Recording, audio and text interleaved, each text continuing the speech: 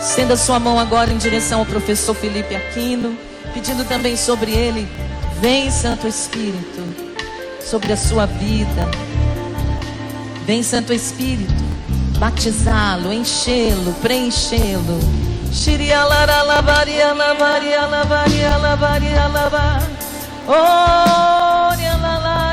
Vem, Espírito Santo, renovando todas as suas forças.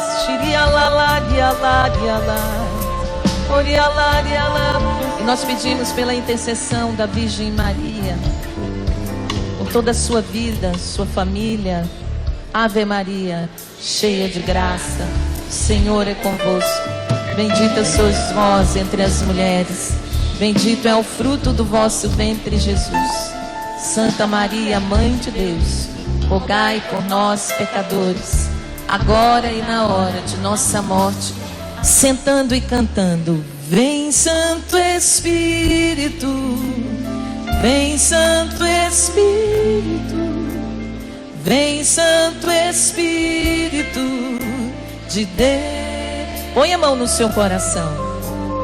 Vem, Santo Espírito, vem, Santo Espírito, vem, Santo Espírito.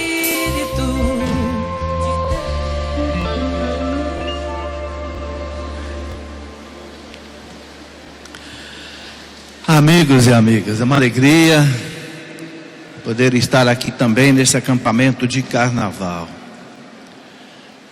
O tema que foi dado para eu meditar com vocês é o que está na carta de São Paulo aos Filipenses, capítulo 4:4. Alegrai-vos sempre no Senhor. Então, vamos começar por aí, né? Quem tem a sua Bíblia, é um texto bastante conhecido. Eu creio que todos nós já lemos muitas vezes esse texto, né? São Paulo diz para os Filipenses: alegrai-vos sempre no Senhor. Repito, ele diz: alegrai-vos. Seja conhecida de todos os homens a vossa bondade. O Senhor está próximo. Que bom, o Senhor está próximo. Não vos inquieteis com nada. Em todas as circunstâncias, apresentai a Deus as vossas preocupações, mediante a oração, as súplicas e a ação de graças. E a paz de Deus, que supera toda inteligência, haverá de guardar os vossos corações e os vossos pensamentos em Cristo Jesus. Que coisa bonita, gente, esse texto, não é? São Paulo completa esse texto, se a gente for com a Bíblia um pouco para frente, na carta aos Tessalonicenses, na primeira carta aos Tessalonicenses, no capítulo 5, versículo 16, São Paulo completa esse texto dizendo assim: vivei sempre contentes. Será que dá para viver sempre contente? Vivei sempre contentes, orai sem cessar. Ele dá o remédio, né? Ele dá o jeito da gente viver sempre contente. Orai sem cessar. Em todas as circunstâncias dai graças, porque esta é a vosso respeito, a vontade de Deus em Cristo Jesus. Bem, é muito forte ver São Paulo dizer: alegrai-vos, né, no Senhor. E ele fala: alegrai-vos sempre. Estais sempre contentes. Ora, então a palavra de Deus diz que a gente não pode ser triste. Tem uma música que canta, né? Não pode ser triste o coração que ama a Cristo. Não pode ser triste o coração que ama a Deus. É verdade. Os santos da igreja diziam que um santo triste é um triste santo. Um santo triste é um triste santo. Não existe santo mal-humorado. Não existe santo desanimado. Não. Os santos sempre foram vencedores em Jesus Cristo. Por isso os santos sempre foram alegres. Mas será que dá para a gente ser alegre nesse mundo? Esse mundo cheio de problemas, de doença, de enfermidades, de assaltos, de roubos, sequestros, estupros, assassinatos, corrupção. Será que dá para a gente ser alegre nesse mundo? Dá. Porque se a palavra de Deus diz que é para a gente ser alegre, se a palavra de Deus diz alegrai-vos sempre no Senhor, então tem jeito. Como diz o Cleto, tem jeito. E o jeito é a fé.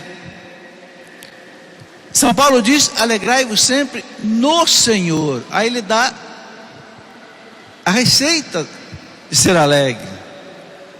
Você não pode ser alegre, por exemplo, no futebol. Não pode ser alegre no Corinthians, porque o Corinthians perde hoje, ganha hoje, de repente perde 3. Como é que você vai ser alegre desse jeito? E aí também o Cruzeiro, também o Internacional, também, não é? Não, a gente tem que ser alegre em quem não perde nunca, no Senhor. Alegrai-vos sempre. Por isso que São Paulo diz: orai sem cessar. Porque quem está orando está sempre em Deus. Quando eu era menino, eu escutava minha mãe cantar uma música que nunca mais eu esqueci. Eu perguntei para os sapos se eles sabem, ele disse que não sabem. Não faz mal. Eu vou dizer um pedacinho dessa música, porque eu via minha mãe cantar e eu ficava impressionado. Sabe por quê? Porque minha mãe não tinha dinheiro, tinha 9 filhos, tinha uma ferida enorme nas pernas, não conseguia nem andar direito. E a minha mãe vivia cantando uma música assim: minha alegria é estar perto de Deus. Minha alegria, o pessoal mais velho lembra, é estar perto de Deus. Porém agora estarei sempre feliz, porque vós me tomastes pela mão. Porque agora estarei sempre contente, porque vós me tomastes pela mão. A minha mãe cantava isso. Minha alegria é estar perto de Deus. Porém agora, eu vou ser sempre feliz, porque tu me tomastes pela mão. Então a gente pode ser feliz no meio desse vale de lágrimas que o pecado original transformou o mundo, desde que a gente esteja em Deus. O Papa João Paulo II, pouco antes de morrer, naquele sofrimento atroz que o Papa João Paulo II estava, ele disse uma frase, talvez tenha sido a última frase que o Papa João Paulo II tenha dito. Sabe o que ele disse? Ele disse assim: quanto mais a gente sofre, mais a gente tem que rezar. Vocês querem repetir comigo? Quanto mais a gente sofre, mais a gente tem que rezar. Para segurar na mão de Deus, para segurar na mão de Deus. Dá para ser feliz nesse mundo. Se a palavra de Deus diz que a gente tem que ser contente, então é porque a fé é maior do que todo o sofrimento do mundo. A palavra de Deus não falha. E veja, eu quero pegar um texto aqui impressionante. Se você tiver com a sua Bíblia aí, abra no livro do Eclesiástico, no capítulo 30, no versículo 22. Olha o que diz o Eclesiástico 30, 22. Ele diz assim, olha, eu acho impressionante esse texto. É o Eclesiástico 30, 22. Ele diz assim: não entregues a tua alma à tristeza. Não entregues a tua alma à tristeza. Não atormentes a ti mesmo em teus pensamentos. Quer dizer, não deixe seus pensamentos serem um pensamento de tristeza. A alegria do coração é a vida do homem. Que bonito. E um inesgotável tesouro de santidade. Então é interessante que a palavra de Deus liga a alegria com santidade. Veja, ele diz, a alegria do coração é a vida do homem, e um inesgotável tesouro de santidade. É aquilo que nós dissemos, o santo é alegre. Santo Agostinho dizia uma frase muito bonita. Santo Agostinho dizia assim: os teus pecados são a tua tristeza, deixa que a santidade seja a tua alegria. Quer repetir comigo? Os teus pecados são a tua tristeza, deixa que a santidade seja a tua alegria. Esses santos doutores da igreja são fantásticos, né? Então, o eclesiástico liga a alegria com santidade. Ele diz que a alegria é um inesgotável tesouro de santidade. E continua: a alegria do homem torna mais longa a sua vida. Olha, gente, se a alegria do homem torna mais longa a sua vida, então a tristeza torna mais curta. Não é verdade? Se ele diz aqui que a alegria do coração é a vida do homem, então a tristeza é a morte do homem. É só a gente colocar o contrário, não é? Tem compaixão de tua alma, não é? Ele diz aqui: torna-te agradável a Deus e ser firme, concentra teu coração na santidade e afasta a tristeza para longe de ti. Então olha a receita para ter alegria: concentra teu coração na santidade. Aquilo que Santo Agostinho disse: a tua tristeza são os teus pecados, e afasta a tristeza para longe de ti, pois a tristeza matou a muitos e não há nela utilidade alguma. A tristeza matou a muitos e não há nela utilidade alguma. Gente, que texto forte! Que texto forte da palavra de Deus. Manda a gente rejeitar a tristeza de qualquer jeito, porque a tristeza mata o homem e a alegria dá a vida. Mas como é que a gente vai viver alegria nesse vale de lágrimas? Eu já falei, segurando na mão de Deus.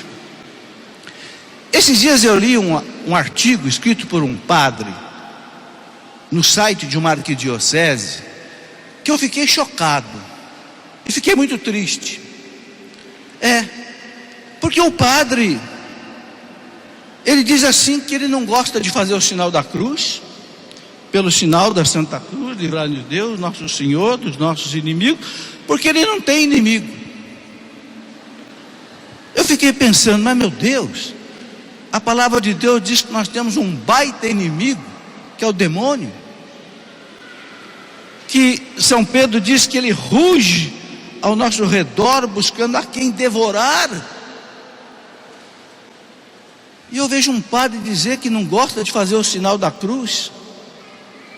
Eu fiquei chocado, cristalizado e triste.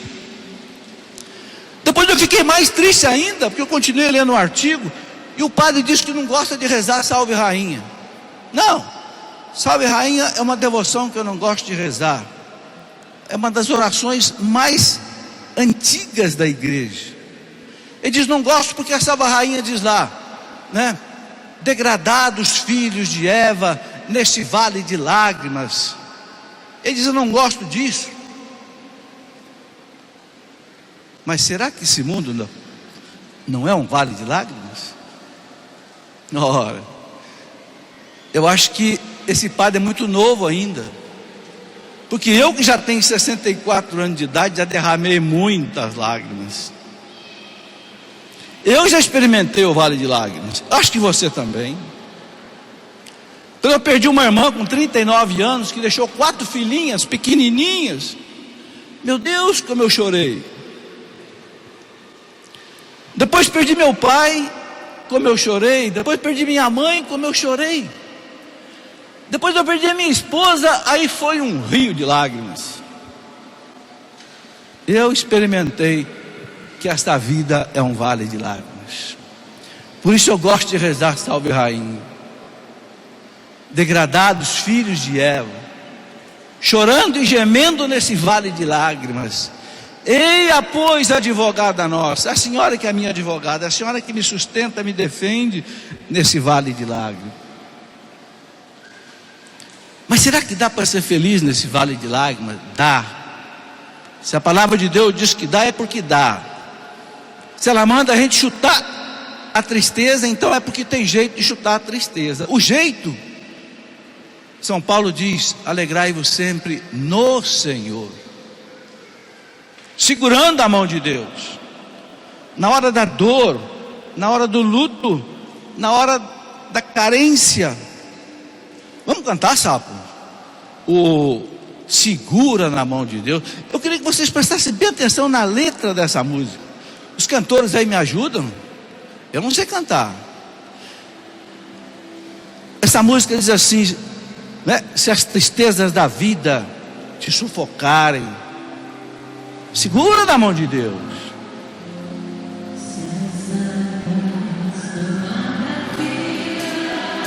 Quiserem te sufocar, segura na mão de Deus e vai.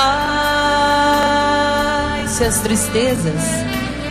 tristezas desta vida quiserem te sufocar, segura na mão de Deus e vai. Eleve os seus braços. Segura na mão de Deus, segura na mão de Deus. Segura na mão do seu irmão. Pois ela te sustentará. Não temas, não temas, segue adiante e não olhes para trás. Segura na mão de Deus e vai. Se a jornada é pesada e te cansas da caminhada, segura na mão de Deus e vai. Orando, jejuando,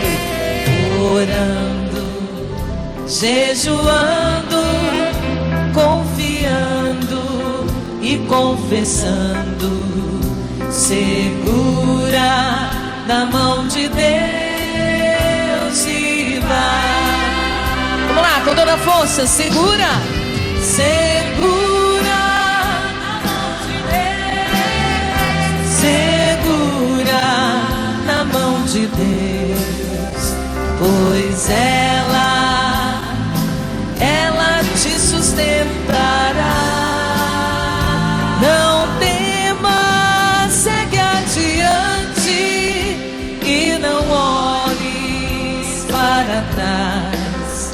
Segura na mão de Deus e vai. Obrigado, Salete. Obrigado.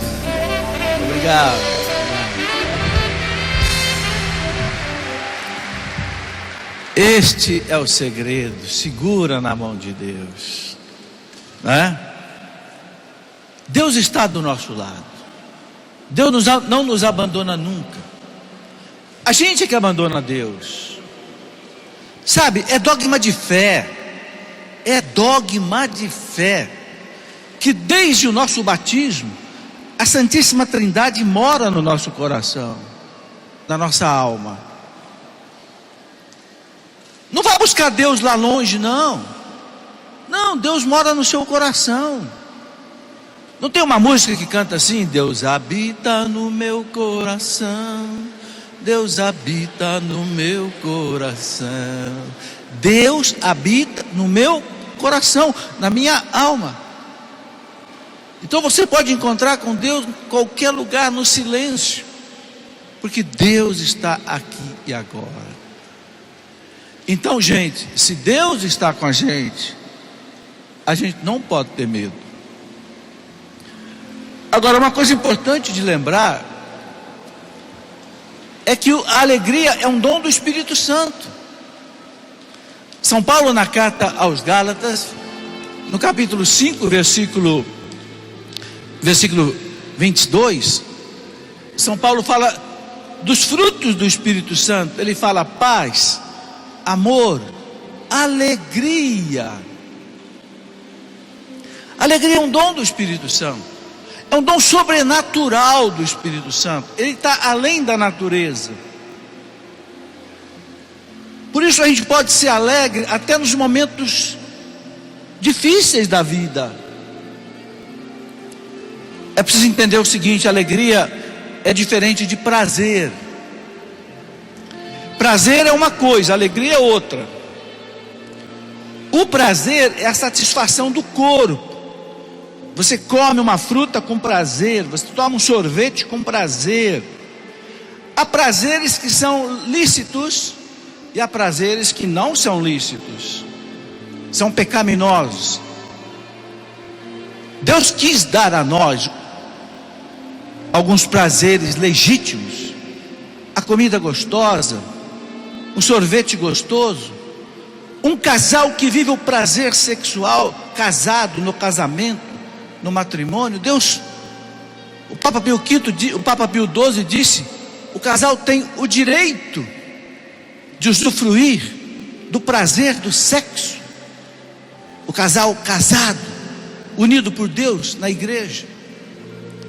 Há prazeres que são pecaminosos: aquele prazer do adultério, aquele prazer do dinheiro roubado, aquele prazer da corrupção. Esse não presta. Mas o prazer é a satisfação do corpo. Agora existe a alegria, que é a satisfação do espírito. O prazer desordenado, quando ele passa, ele deixa gosto de morte. Mas a alegria, quando passa, deixa sabor de vida, porque é da alma. Por isso que a igreja, na liturgia, a igreja reza assim: que Deus nos ajude a viver por este mundo, caminhando entre as coisas que passam, mas abraçando somente aquelas que não passam. Por quê? As coisas que passam, acabam.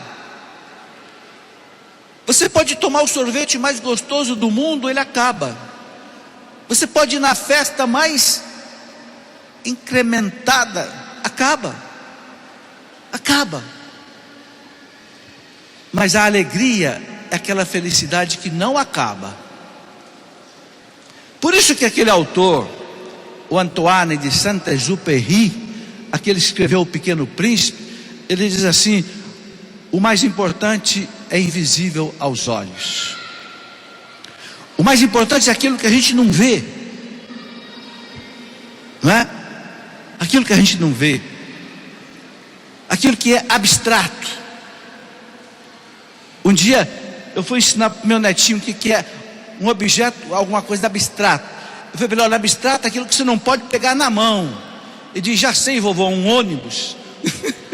Eu digo: não é isso. Não é um... Abstrato é aquilo que você não pode...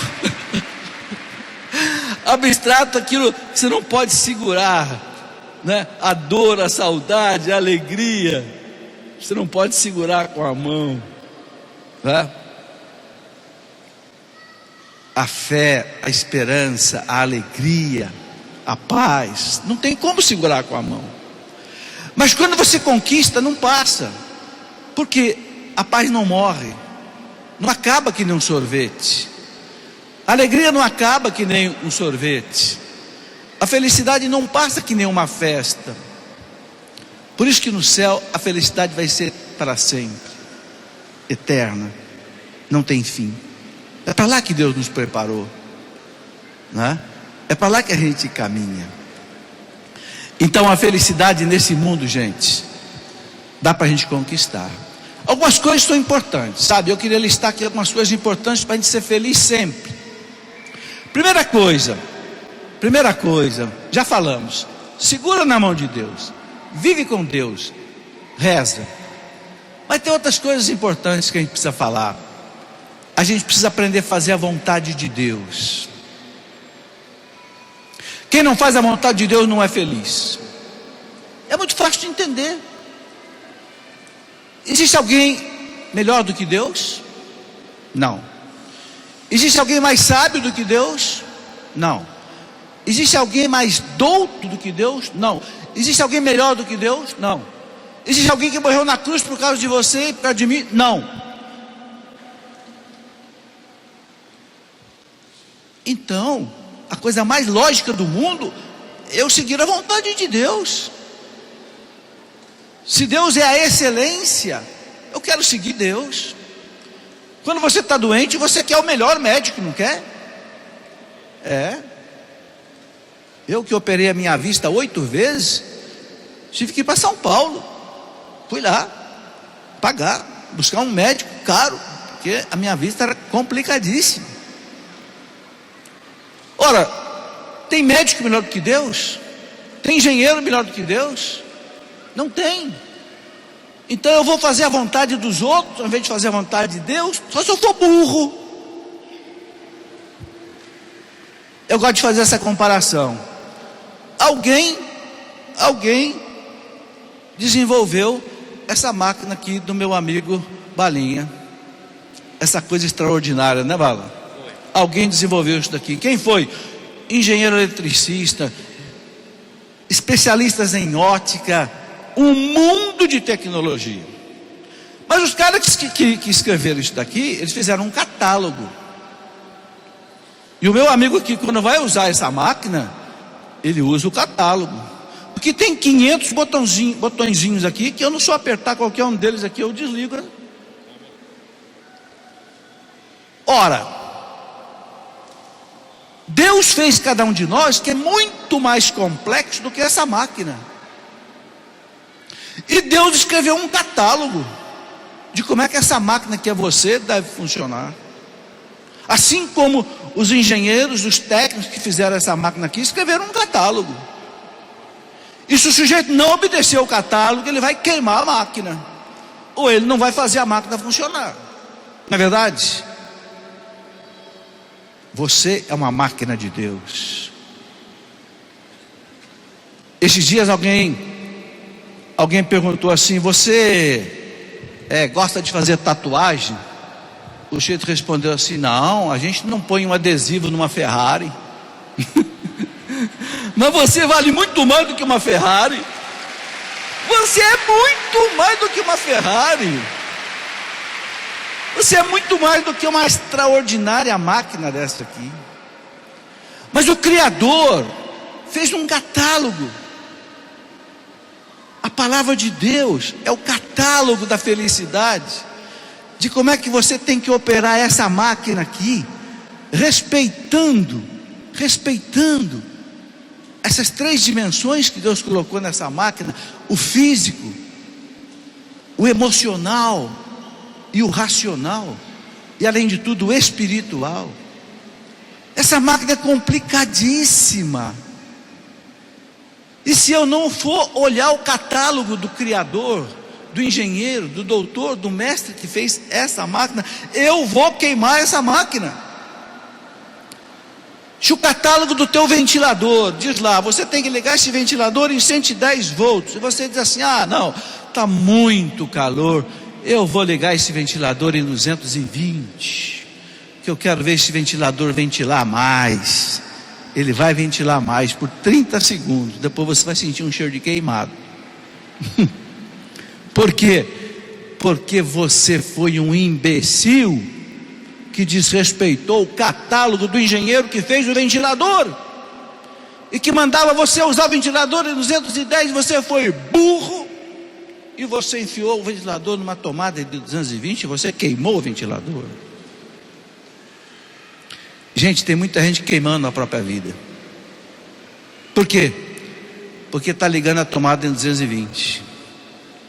Porque o Criador nos deu uma lei, o Criador nos deu um catálogo, o Criador nos deu um livro de sabedoria, mas nós dizemos assim: não quero seguir esse catálogo, eu vou tocar essa máquina do meu jeito, e aí eu queimo a máquina. Vocês estão entendendo? Então não tem jeito de ser feliz sem fazer a vontade de Deus, sem observar os mandamentos de Deus. Um grande santo doutor da igreja, que se chamava Santo Afonso de Ligório, que foi o fundador da congregação dos padres redentoristas, os padres aqui amigos de Aparecida. Santo Afonso de Ligório dizia que para a gente ser santo, a gente precisa de duas coisas. E ser santo nós já vimos que é sinônimo de ser feliz, não é? O Eclesiástico disse que a felicidade está ligada com a alegria, está ligada com a santidade. Santo Afonso diz assim: para você ser santo, ser feliz, você tem que observar duas coisas. Primeiro, fazer o que Deus quer. Segundo, querer o que Deus faz. Vamos pensar um pouquinho nisso. Primeiro, fazer o que Deus quer. Segundo, querer o que Deus faz, ou seja, aceitar a vontade de Deus na nossa vida. Mas vamos devagar. Primeiro, fazer o que Deus quer. O que é isso? Ora, é muito simples, é viver os mandamentos de Deus. Lá no capítulo 19 do Evangelho de São Mateus, um jovem chegou para Jesus e disse, engraçado que São Marcos, quando narra esse evangelho, diz que o jovem veio correndo e se ajoelhou diante de Jesus e perguntou: bom mestre, o que é preciso fazer para ganhar a vida eterna? Jesus disse: por que você me chama de bom? Bom é só o Pai. Não é que Jesus quis dizer que ele não era bom, né? Ali ele falava como homem, mas ele disse para os jovens: viva os mandamentos. Você quer a vida eterna? E os jovens perguntou: quais? Ele disse: não mate, não roube, não adultere. Citou os 10 mandamentos. Honra teu pai e tua mãe. Essa passagem é importantíssima. Por quê? Porque Jesus pegou os 10 mandamentos que estavam lá no Antigo Testamento e ele trouxe para o Novo Testamento e deixou os novos mandamentos valendo para sempre. Se tornaram perenes. Pronto, Jesus não ia falar mais nada para ele. Viva os mandamentos. Depois o jovem disse assim: mas Senhor, isso eu já estou vivendo desde a minha juventude. Jesus disse: então você quer mais? Então você quer ser perfeito? Bom, se você quer ser perfeito, então você vai, vende tudo. Era um jovem rico, dá para os pobres e me segue. E você então vai ser feliz. Aí já não é mais mandamento, aí já é conselho evangélico. Mandamento é para todo mundo.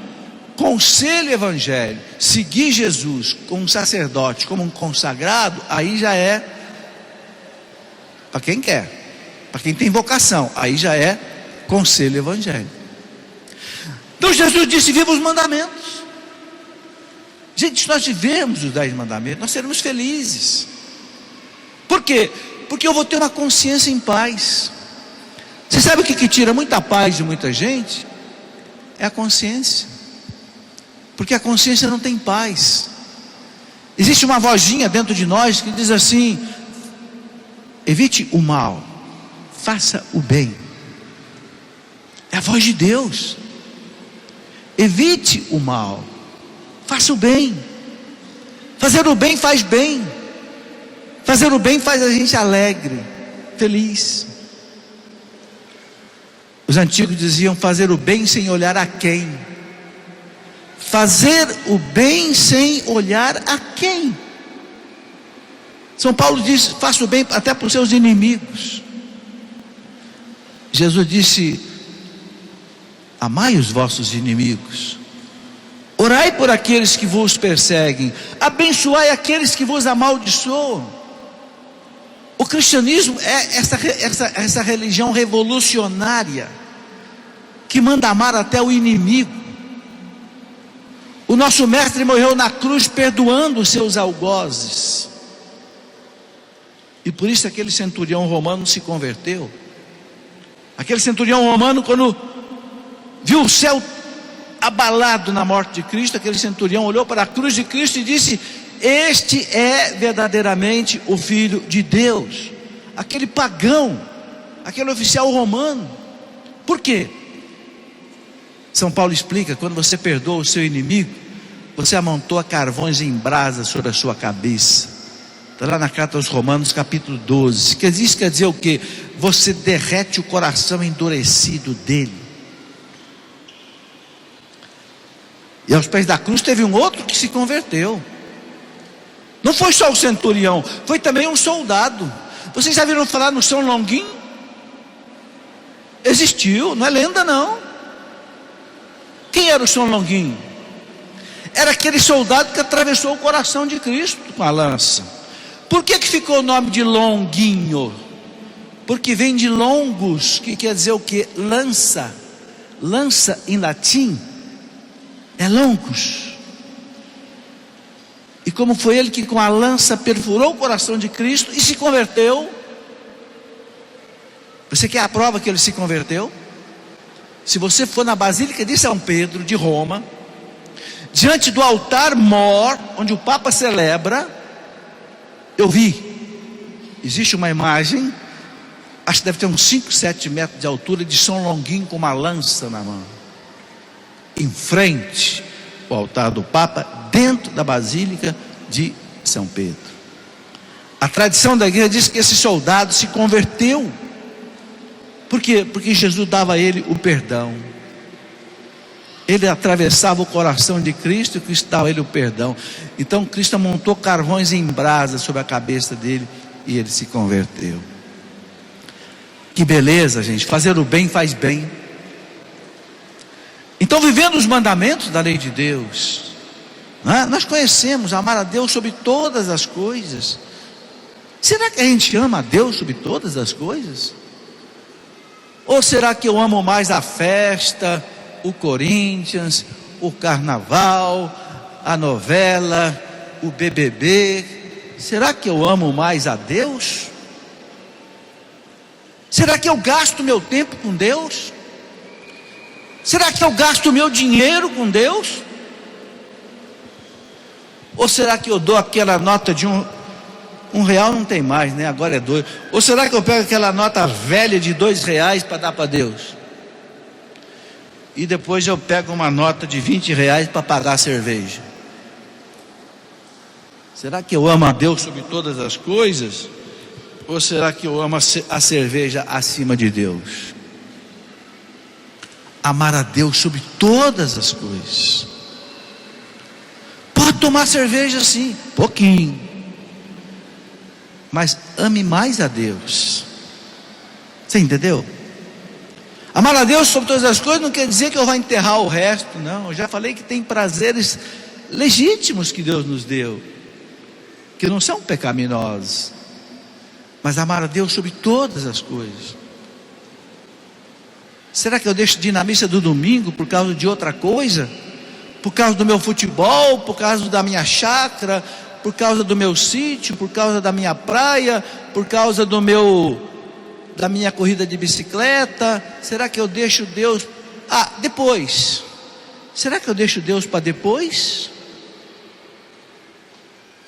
Amar a Deus sobre todas as coisas. Você quer ser feliz? Então ame a Deus sobre todas as coisas. Não ponha a Deus em segundo lugar. Deus não aceita ser o segundo lugar da nossa vida. São Tiago diz na carta dele, gente, que Deus nos ama até o ciúme. A mulher tem ciúme do marido, não tem? Tem. A mulher que não tem ciúme do marido é porque não ama o marido. Não é aquele ciúme desesperado, aquele ciúme doentio, mas um ciúme saudável, né?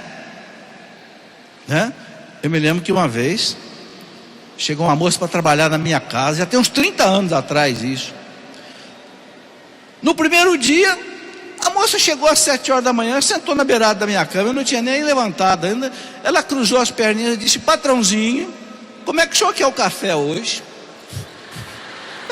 E a minha mulher estava no banheiro, escutou, veio correndo e disse: olha, não quero essas intimidades com o meu marido, viu? Não preciso dizer que no dia seguinte a moça não veio mais trabalhar. Não veio mais trabalhar. Um ciúme saudável é bom, não pode ter aquele ciúme doentio, aquele ciúme meio patológico, né? Não pode ver o marido conversar com qualquer moça que já fica arrepiado. Não, é preciso ter confiança. Mas São Tiago diz que Deus nos ama até ao ciúme. Deus tem ciúme de você. Deus não quer perder você para ninguém. Não quer. Porque você é dele. Você foi feito para ele. Você tem dono. Nós dizemos: ele é o nosso Senhor. Senhor quer dizer dono. Quem chamava o seu dono de senhor era o escravo. O escravo, ele tinha dono, era o seu senhor. Nós dizemos nosso Senhor. Nós temos dono. Então nós não podemos servir a outro. Não podemos servir a dois senhores. É muito importante isso. Por que Deus não quer ser o segundo na sua vida? Você que é casada, você aceitaria ser a segunda mulher da vida do seu marido? Você que é namorada, você aceitaria ser a segunda namorada do seu namorado? Não, de jeito nenhum. Deus também não aceita ser o segundo na sua vida. Sabe por quê? Porque você é o primeiro na vida dele. Porque ele morreu na cruz por você. Ele desceu do céu. Ele diz: você é o primeiro na minha vida. Eu não quero ser o segundo na sua vida, eu quero ser o primeiro na sua vida. Por isso que o mandamento diz: amar a Deus sobre todas as coisas. Entenderam? Então, os mandamentos são fundamentais, gente. Tem gente que pensa que os mandamentos são cadeias. Ai, esse Deus que só diz não, não, e não pode, e não, e não. Não, tem gente que pensa que os mandamentos são cadeias. Não, os mandamentos, gente, são libertação. A melhor comparação que eu encontro é aquela comparação que quando você vai fazer uma viagem por uma estrada de serra, e aquela estrada é cheia de setas. Cuidado, lombada, não corte.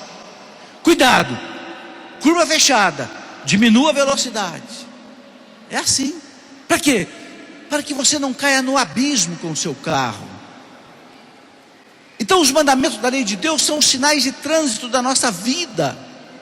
Onde Deus diz: ama Deus sobre todas as coisas.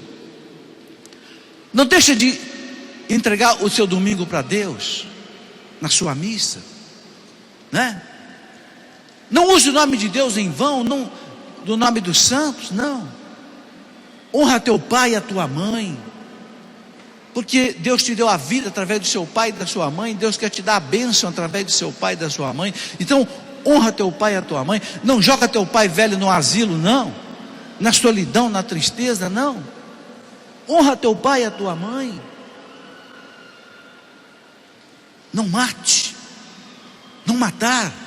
E não matar não é só não tirar a vida do outro, não. É também não explorar o outro. É não passar o outro para trás. Gente, não é verdade que muitos de nós católicos vamos à missa, confessamos, comungamos, mas tapeamos os outros? Não é verdade? O sujeito pega o carro dele, ele quer vender o carro dele. O carro dele está com o motor quase fundindo. Aí ele fala: meu Deus, antes que esse carro estoure o motor na minha mão, eu vou passar ele para outro.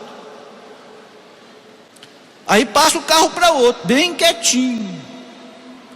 E aí o carro vai e estoura o motor na mão do outro. O outro tem que pagar mais 2, 3 mil reais para arrumar o motor. Cristão safado que você é. Isso é matar o outro. Matar não é só tirar a vida, não. Matar é você enganar. Como é que você tem coragem depois de olhar para Deus? Como é que você tem coragem depois de olhar para Jesus e comungar se você tapeou o outro?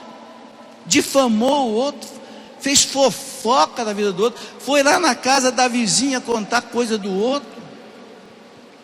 O que é que São João diz para nós, gente?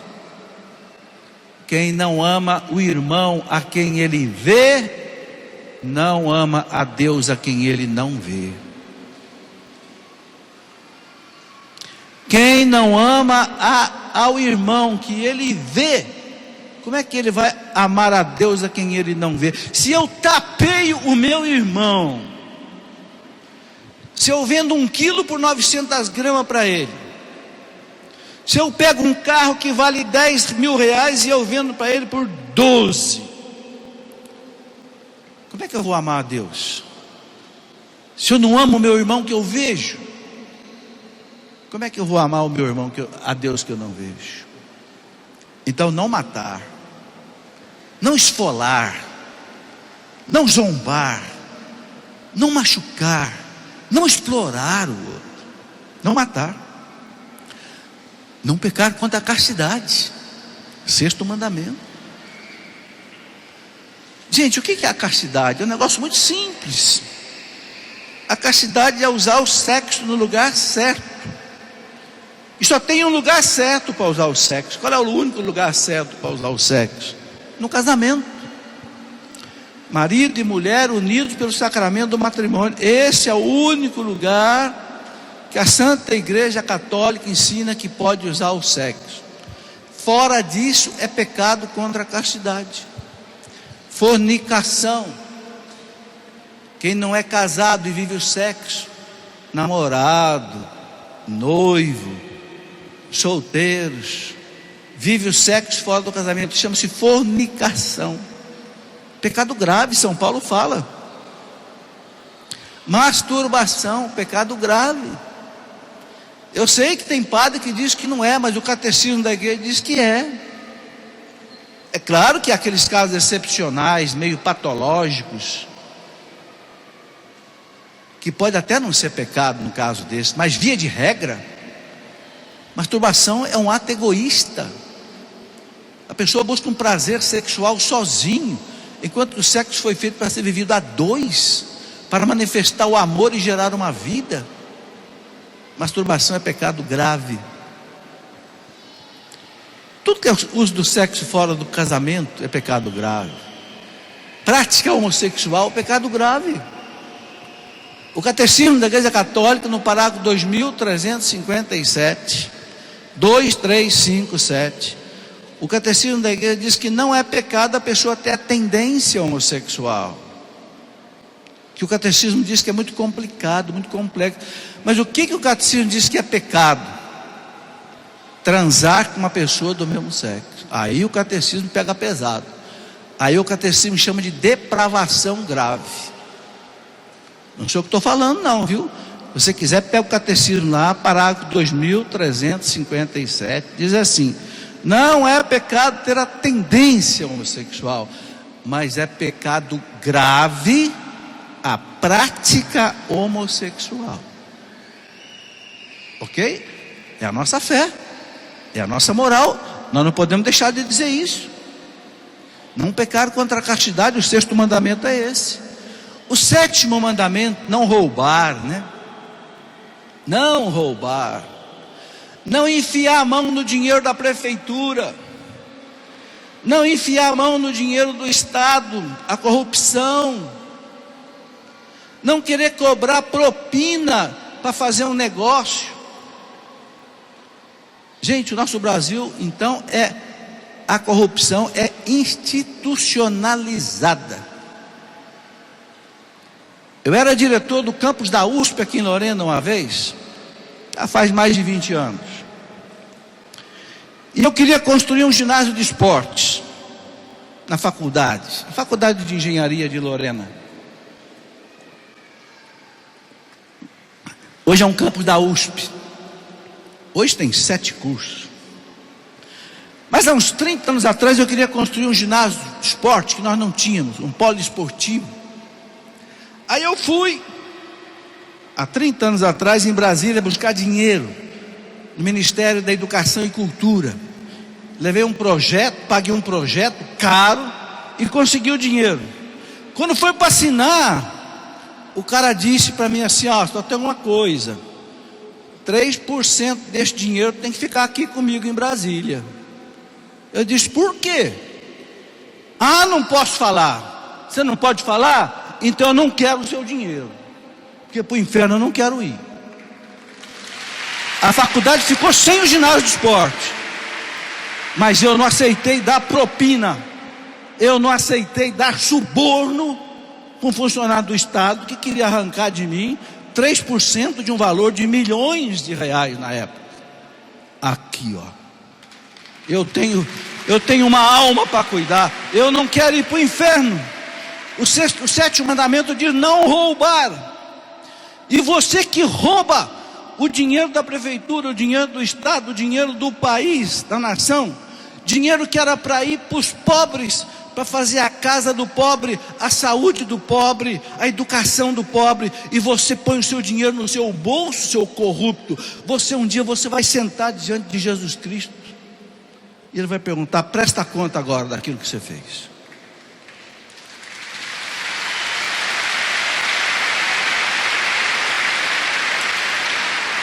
Gente, não é possível o sétimo mandamento ser tão violado no Brasil, o não roubar. Nós pegamos o mandamento da lei de Deus e rasgamos, pisamos e depois jogamos no fogo, porque tudo que você faz nesse Brasil, você tem que molhar a mão de alguém. Não é possível um país desse ir para frente. Não é possível esse Brasil virar um gigante. Não é assim lá fora, gente. Claro que existe corrupção em todo lugar do mundo, mas não é que nem aqui no nosso Brasil. Nós cristãos, nós temos que começar a quebrar isso. Não aceite pagar propina para ninguém, não aceite ser subornado por ninguém. Diga não. O mandamento da lei de Deus diz: não roubar, não roubar. Eu não quero roubar, porque senão eu vou ter que prestar conta para Deus. Ah, gente, a nossa alma, Jesus diz que, de que vale o homem ganhar o mundo inteiro se ele vier a perder a sua alma? Vocês estão vendo o que arranca a felicidade de nós? O que deixa a gente triste é o pecado. Eu duvido que um corrupto seja feliz.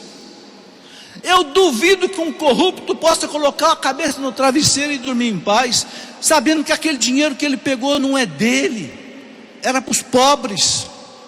Eu duvido que ele tenha paz, só se ele tiver matado a consciência dele. Não é possível.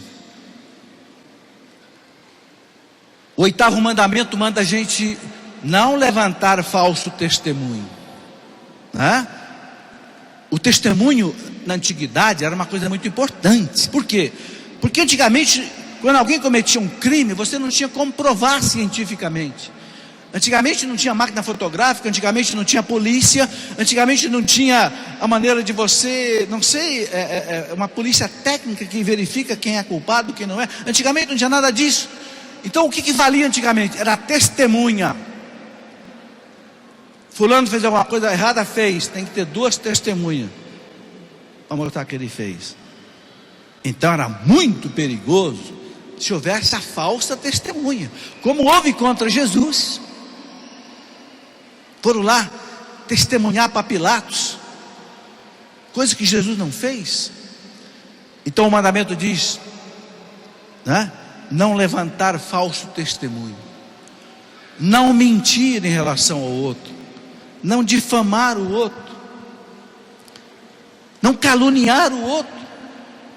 E muitas vezes acontece isso, sabe por causa do que, gente? Por causa da inveja.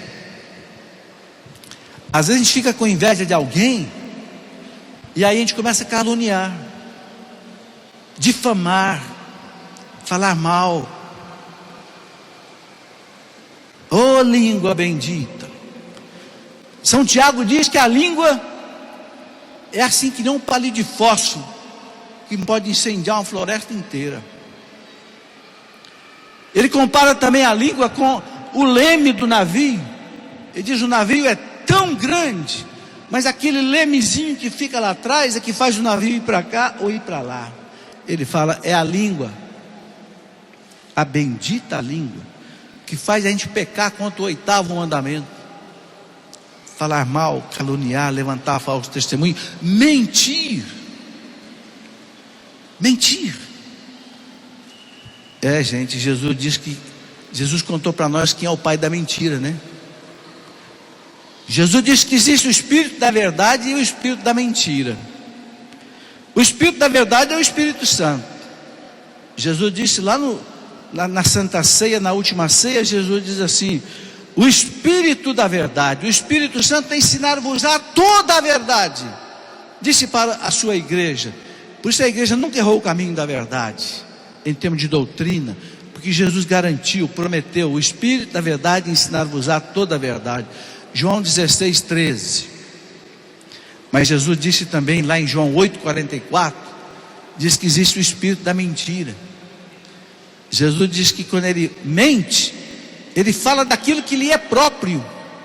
O demônio, o coração dele é só mentira, é só falsidade. Então aquele que mente para tapear, para levar vantagem, você não está sendo movido pelo Espírito Santo, não. Você está sendo movido pelo espírito das trevas, o espírito da mentira. Por isso que o mandamento diz: não levante falso testemunho, não diga mentira, não diga fofoca, não seja maledicente. O que é maledicente? Aquele que fica dizendo coisas más. Maledicência. Não. Sim, sim, não, não. Acabou. Vocês entenderam? É o 8º mandamento.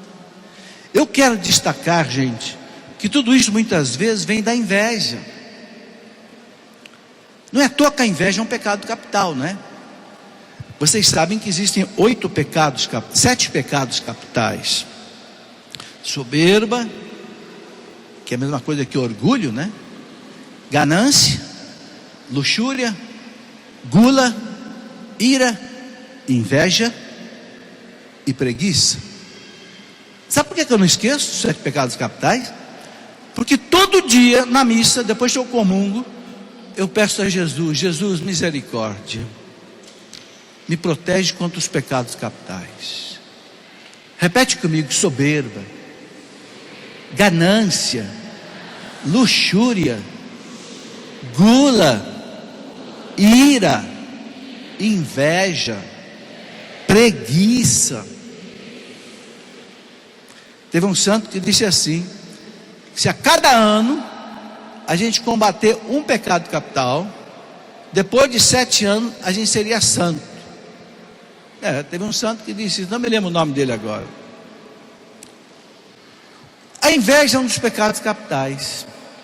Por quê, gente? Porque é algo diabólico.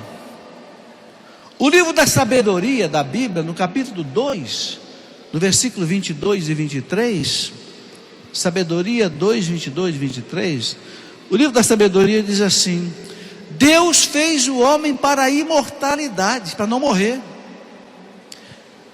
É por inveja do demônio que a morte entrou no mundo. É por inveja do demônio que a morte entrou no mundo. Aquele casal que Deus colocou no paraíso terrestre, Adão e Eva, não era para morrer. O catecismo da igreja fala claro: se o homem não tivesse pecado, ele não morreria. São Paulo fala em Romanos 6:23: o salário do pecado é a morte. A morte entrou no mundo pelo pecado. E a sabedoria diz 22, 23: é por inveja do demônio que a morte entrou no mundo.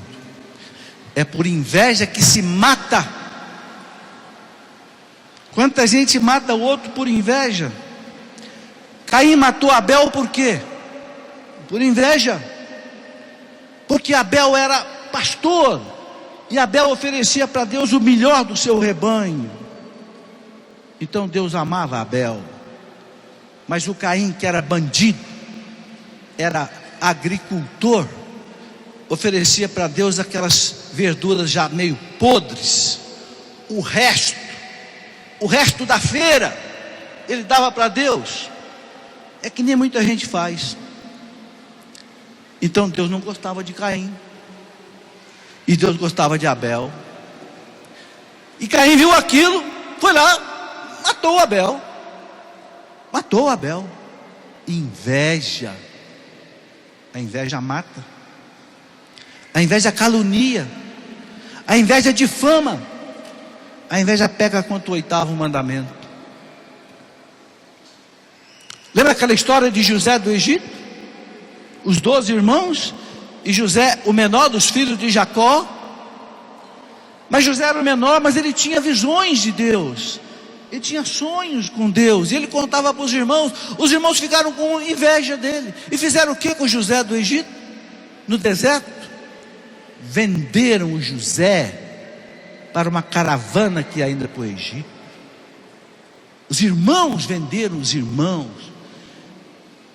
E vendeu o irmão caçula, o mais inocente e o mais fraco. A inveja. E depois José se transformou em governador do Egito e salvou a vida do seu povo. Deus sabe do mal tirar o bem, né? Graças a Deus, Deus sabe do mal tirar o bem. Gente, foi por inveja que mataram Jesus. Foi por inveja que mataram Jesus. Porque aqueles doutores da lei, aqueles fariseus, aqueles saduceus, aqueles que não conseguiam fazer o que Jesus fazia, de ser amado pelo povo, de fazer os milagres, então pregaram Jesus na cruz. Esse homem não pode ficar vivo, porque esse homem é melhor do que nós. Então vamos pregar esse homem numa cruz. E o pregaram. Inveja. São Mateus diz que foi por inveja que mataram Jesus. Cuidado, viu? Cuidado com a inveja, viu? Inveja, sabe quando é que a inveja pega a gente? Quando você vê uma pessoa que conseguiu alguma coisa melhor do que você. Eu tinha inveja de um amigo meu quando eu era no colégio, porque nós dois éramos o melhor aluno da sala, e eu disputava com ele quem tirava a maior nota. Quando ele tirava uma nota maior do que a minha, eu ficava danado de raiva, eu ficava com inveja. Eu quase que eu fazia uma oração assim: Senhor, faz ele errar essa questão na prova. Eu tinha inveja dele. Tinha mesmo. Hoje eu entendo que coisa feia que era aquilo.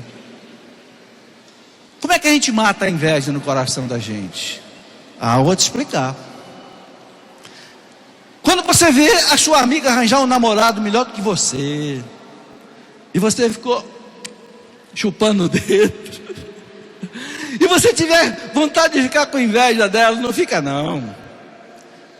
Faça uma oração assim: Senhor, obrigado porque o Senhor deu para minha amiga um namorado que o Senhor não deu para mim. Obrigado, Senhor. Abençoa o namoro dela. Faz que ela seja muito feliz, Senhor, nesse namoro. Entendeu? Quando o seu vizinho comprar um carro melhor do que o seu, e começar a dar umas coceiras em você, que não consegue comprar um carro igual dele, não fica com inveja não. Você é cristão. Fala para Jesus: Jesus, que beleza, o Senhor deu um carrão para o meu vizinho, um carrão que eu não tenho. Senhor, eu peço que o meu vizinho tenha um carro sempre melhor do que o meu, e eu não quero ficar com inveja dele. Aí, meu amigo, se lasca um tapa na cara do demônio, que ficou dizendo no seu ouvido para você: olha lá, você não tem aquilo, você não conseguiu. Está entendendo o que é a inveja? A inveja é você sentir mal porque o outro está bem. Oh meu Deus, se o outro está bem, eu tenho que dar graças a Deus pelo bem dele, eu não tenho que ficar com inveja dele. Gente, a inveja pega todos nós, viu? A inveja joga irmão contra irmão. Joga irmão contra irmão. Caim matou Abel. Depois tem o 9º e o 10º mandamento. O 9º já está ligado com o 6º: não desejar a mulher do próximo, não pecar contra a castidade. O 10º: não cobiçar as coisas alheias, as coisas dos outros. O que é dos outros é dos outros, eu não tenho que ter inveja. É do outro, é do outro. Então, gente, para fechar a nossa conversa, para fechar nossa palestra que foi longa, né? É possível ser feliz nesse vale de lágrimas, é preciso, desde que a gente seja feliz no Senhor. Alegrai-vos sempre no Senhor, segurando na mão de Deus, fazendo a vontade de Deus, vivendo os mandamentos de Deus, aceitando o que Deus permite que aconteça na vida da gente. O livro de Eclesiastes, no capítulo 2, diz assim: aceita tudo que te acontecer. Se Deus permite que alguma coisa aconteça na sua vida, sabe por quê? Porque Deus está te curando. Deus está te curando. Eu fui operado da vista 8 vezes. Mês de janeiro agora tive 2 cirurgias. Deus me faz paciente. Deus me faz confiar mais nele. Deus nos educa pelo sofrimento. Ele não é o autor do sofrimento. Não é Ele que manda o sofrimento. Quem manda o sofrimento para nós é a vida. Mas Deus aproveita o sofrimento e faz do sofrimento matéria-prima da nossa salvação, né? São Paulo diz: os sofrimentos desta vida não têm proporção com a alegria que nós vamos experimentar depois no céu. Tudo concorre para o bem dos que amam a Deus. Então, não se desesperar diante do sofrimento, não. Quanto mais sofrer, mais rezar, diz o Papa João Paulo II. Tá bem? Vamos ficar de pé. Vamos agradecer a Deus por tudo isso, não é, por Ele nos ter dado essa oportunidade de estar aqui, nesse belo centro de evangelização aqui no Carnaval, ouvindo tanta coisa boa, rezando, purificando a nossa alma, purificando o nosso coração, fazendo a vontade de Deus. Por tudo isso nós cantamos mais uma vez: segura na mão de Deus, segura na palma a mão de Deus, pois ela te sustentará. Não temas, não temas, segue adiante e não olhes para trás. Segura na mão de Deus e vai. Quero ouvir você mais uma vez. Segura, segura.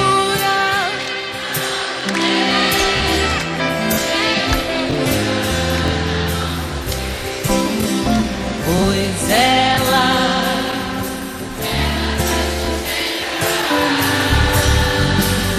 não temas, segue adiante. Não temas, segue adiante e não olhes para trás. Segura na mão de Deus e vai.